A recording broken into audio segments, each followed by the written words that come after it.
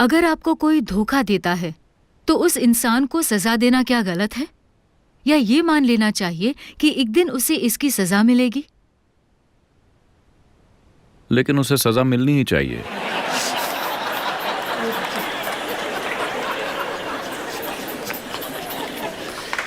आप दें या कोई और, लेकिन उसे सजा मिलनी ही चाहिए।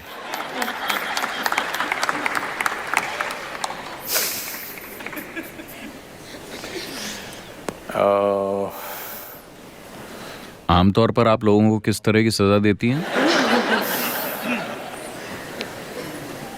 पहले ही काफी सजा दी जा चुकी है ना? पहले ही काफी कुछ हो चुका है। चिल्लाना, चिड़चिड़ाना, बात ना करना, हर चीज हो चुकी है। तो आप और कौन सी सजा देना चाहती हैं? आपकी दिक्कत यह है कि दूसरी तरफ कोई पछतावा नहीं है।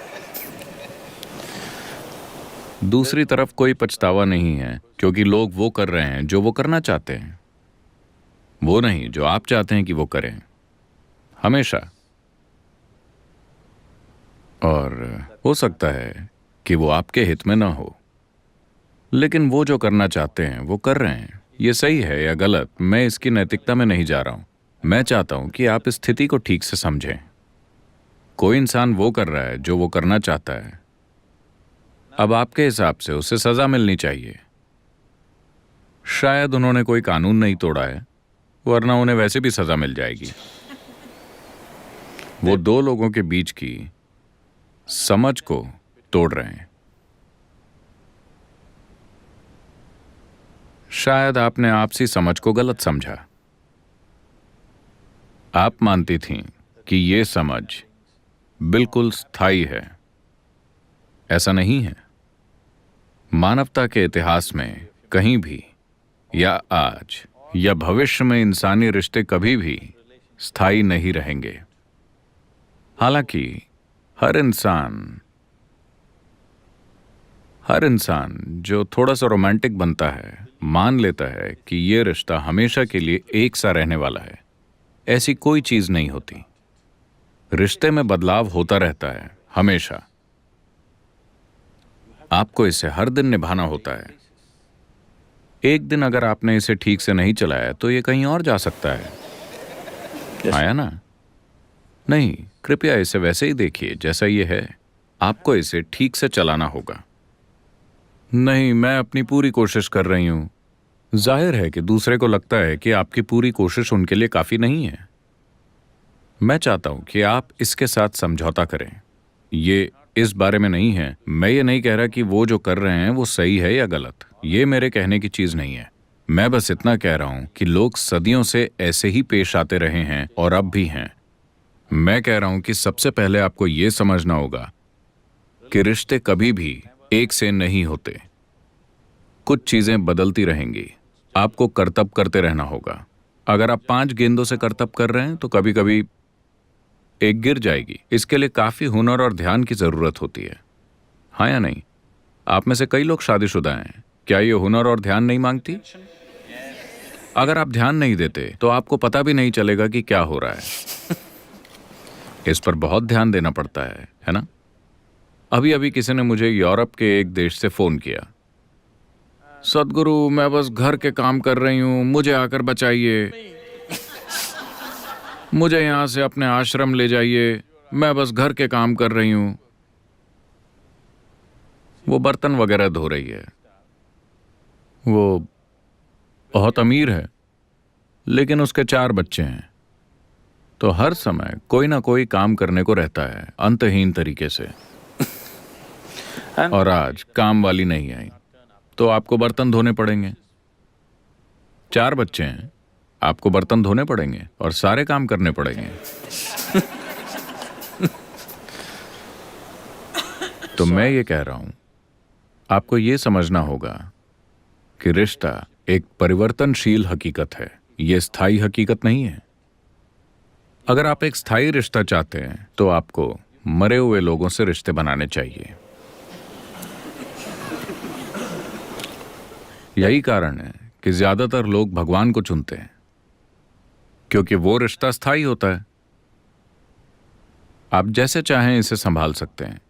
अगर आपने उनके बारे में 10 दिन तक नहीं सोचा और 11वें दिन आप उनके बारे में सोचते हैं, वो फिर भी वहीं होंगे। आप वैसा अपने पति या पत्नी या किसी और के साथ कीजिए, तब कुछ और होगा। आप कहीं चले गए, व्यस्त हो गए, भगवान को 3 साल तक भूल गए, आप फिर से सोच सकते हैं, तब भी वहीं होंगे। तो अगर आप स्थायी रिश्ता चाहते हैं तो आपको इंसानों को नहीं चुनना चाहिए। इंसानी रिश्ते परिवर्तनशील हैं, इस पर बहुत ध्यान देना पड़ता है। तो इसीलिए कुछ लोग अपने जीवन में यह तय करते हैं कि ऐसी चीजों को संभालने के लिए उनके पास समय और शक्ति नहीं है, तो वो दूसरा रास्ता अपनाते हैं जहां ऐसा कोई बंधन नहीं होता। वो अपनी आंखें बंद कर लेते हैं और अपने में मग्न रहते हैं। वो ये परवाह नहीं करते कि उनके आसपास कौन है या क्या है। तो आप ऐसा नहीं कर सकते। तो मेरे ख्याल से सबसे अच्छा होगा, किसी को सजा देने की कोशिश में आप सिर्फ खुद को ही सजा देंगे। वो जो चाहते हैं वो कर रहे हैं। बेहतर ये होगा कि आप ये देखिए कि आप अपने जीवन से वाकई क्या चाहती हैं। आपको उनके साथ प्रतिक्रिया करने और उनके जैसी बेवकूफ़ी भरी चीजें करने की जरूरत नहीं है। आपको बस बैठकर इस पर गौर करना होगा। जब आपके भ्रम टूट जाते हैं, अभी आपके भ्रम टूट गए, ये बहुत अच्छी बात है। अगर आपके भ्रम टूट गए हैं तो इसका मतलब है कि जीवन आपको हकीकत के करीब ला रहा है ना? तो ये आपके लिए एक मौका है बैठकर ये देखने का कि मेरे जीवन की प्रकृति क्या है। देखिए, जीवन का ये अंश जीवन का एक संपूर्ण अंश है कि नहीं? क्या ये आधा जीवन है? आप आधा जीवन है या पूरा जीवन? पूरा जीवन। तो फिर ये इतना अधूरा क्यों महसूस करता है कि इसे एक दूसरे इंसान की जरूरत होती है इस जीवन को भरने के लिए? ऐसा क्यों है? इस पर गौर करने का यही मौका है ना? अगर ये पूरा जीवन है तो ये अपने आप में संपूर्ण है, लेकिन अभी आपने इसे इस तरह से बना दिया है कि ये उसके और उसके और उसके बिना नहीं रह सकता। तो कहीं ना कहीं ये एक अधूरा जीवन है, या कम से कम इसको अपनी प्रकृति की पूर्णता का एहसास नहीं हुआ है ना? This is a complete piece of life, packed with creator and creation together. Very great combination. ये जीवन का एक संपूर्ण अंश है जो सृष्टा और सृष्टि दोनों से भरा हुआ है। एक अद्भुत जोड़ी। जब जीवन आपके दरवाजे पर इस तरह दस्तक दे रहा है, ये अपने भीतर गहराई से देखने का समय है, न कि किसी दूसरे के साथ प्रतिक्रिया करने और उन्हें सबक सिखाने का। किसी दूसरे को सजा देने से आपका जीवन रूपांतरित नहीं होने वाला। ये आपके जीवन को किसी भी तरह से सुंदर नहीं बनाने वाला। आपको 2 दिनों के लिए एक घटिया संतोष मिलेगा, उसके बाद आप उसके लिए भी अपराध बोध महसूस करेंगी। हाँ, शुरुआत में जब ये भावना तीव्र होती है आपको संतोष मिलता है, लेकिन बाद में जब आप पीछे मुड़कर देखती हैं आपको खुद पर शर्म आएगी। तो उस रास्ते पर मत जाइए। ये एक मौका है, कोई आपके लिए एक आध्यात्मिक आयाम खोल रहा है। वाकई कोई आपको यह एहसास दिला रहा है कि ये सब चीजें कितनी नाजुक हैं। वो आपको धोखा दे सकते हैं, वो भाग सकते हैं, वो तलाक दे सकते हैं, या वो मर सकते हैं, है ना? अगर वो मर जाते हैं तब आप ये नहीं सोचेंगे कि उसने मुझे धोखा दिया। क्या आप सोचेंगी? नहीं। लेकिन चाहे जो हो, आपको वंचित किया गया है ना? महत्वपूर्ण बात यह है कि आप किसी चीज से वंचित हो गई हैं। उसने ये कैसे किया, सवाल ये नहीं है। चाहे मौत से या तलाक से या धोखे से, या आप इसे जो भी कहें, पर मूल रूप से आप वंचित हो गईं। आपको सिर्फ इसलिए वंचित किया जा सकता है क्योंकि आप ये विश्वास करने के भ्रम में हैं कि ये एक अधूरा जीवन है और इसे कहीं से दूसरे आधे हिस्से की जरूरत है। नहीं, ये एक संपूर्ण जीवन है। अगर आप एक संपूर्ण जीवन के रूप में विकसित हुए हैं तो आप देखेंगे कि रिश्ते बिल्कुल अलग प्रकृति के होंगे। तब ये साथ आने और साझा करने जैसा ज्यादा होगा, न कि निचोड़ने जैसा। इसे रूपांतरित होना होगा। अगर रिश्ते को रूपांतरित होना है तो आपको रूपांतरित होना होगा। ये एक जबरदस्त मौका है जो किसी ने आपको दिया है। ये कहना बंद कीजिए कि किसी ने मुझे धोखा दिया है। बस ये कहिए कि मुझे कोई भ्रम की अवस्था से परम सत्य की ओर धकेल रहा है। हमें उस व्यक्ति को धन्यवाद देना चाहिए।